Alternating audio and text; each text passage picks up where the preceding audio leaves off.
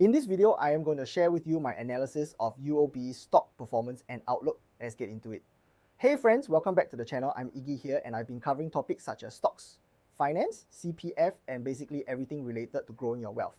The Investing Iguana is featured and ranked 8th in the 2023 Influential Tigers by Tiger Brokers with over 800,000 reads. I've also covered over 500 videos and over 250,000 watch hours as of September 2024. I also occasionally focus on topics related to regional or world economy. Today, we are diving into UOB stock performance and what it means for investors. UOB, one of Singapore's largest banks, has been making waves in the market lately. Let's break down what's been happening and what it could mean for your portfolio. UOB's stock has been on a roll lately. On September 23rd, 2024, it hit a new all-time high of $33.38. That's a 17% increase since the start of the year. Now, if you've been watching the stock, you might have noticed a dip in August. But don't worry, the stock bounced back like a champ, jumping up by almost 14% and wiping out those recent losses.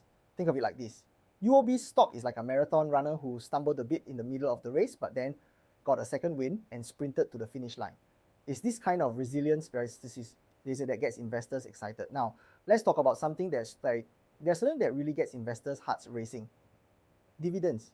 UOB's dividend yield is sitting pretty at 5.3%. To put that in perspective, it's like getting a slice of cake that's bigger than usual. This yield is higher than UOB's average over the past 10 years, which was about 4%. It's also beating out most other stocks listed in Singapore. And here's the kicker. It's even higher than the recent Singapore 6-month T-bill yield of 3.1%. And what does this mean for you? Well, if you're looking for a steady income from your investments, UOB's dividends could be like a reliable paycheck coming your way. Now, I know you're probably wondering, Iggy, what do the experts think about UOB? Well, let's look at what OCBC Investment Research has to say. They're keeping a hold rating on UOB with a fair value estimate of $33.50. Their analysts, commonly, thinks that even if UOB's share price dips a bit, those juicy dividends will help keep it from falling too far. It's like having a safety net under a tightrope walker. But here's where it gets interesting. Lee believes that UOB's net interest margin might face some pressure in the 2025 financial year. Think of net interest margin as the profit a bank makes from interest. If it's under pressure, it's like the bank is making less money on each dollar it lends out. However, it's not all doom and gloom. Lee expects UOB's overall performance to get a boost from healthy double-digit growth in fee income. They seriously suggest that this is money the bank makes from things like transaction fees and account service charges. So while one part of the business might face challenges, another part is stepping up to the plate. Now let's zoom out and look at the bigger picture. There are a few things happening in the market that could affect UOB's stock. First up, interest rates. The word on the street is that they're expected to go down in the coming quarters. This could be a double-edged sword for banks like UOB. On one hand, it might make it harder for them to make money from loans. On the other hand, lower interest rates could encourage more people to borrow, which could be good for business. Next, we've got the US presidential election coming up in the last quarter of 2024. Now, you might be thinking, Iggy, what does an election in the US have to do with a bank in Singapore? Well, the global economy is like a big web, and what happens in one part can send ripples throughout the whole thing.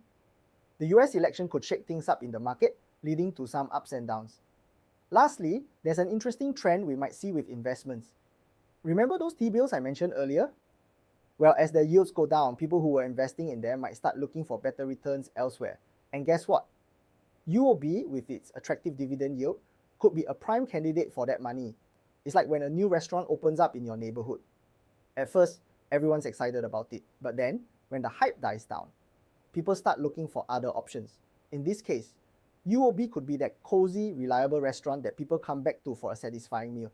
So what does all this mean for you as an investor?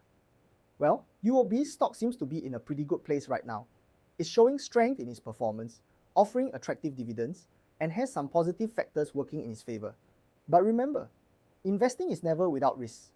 While things look good for UOB now, the market can be as unpredictable as Singapore weather.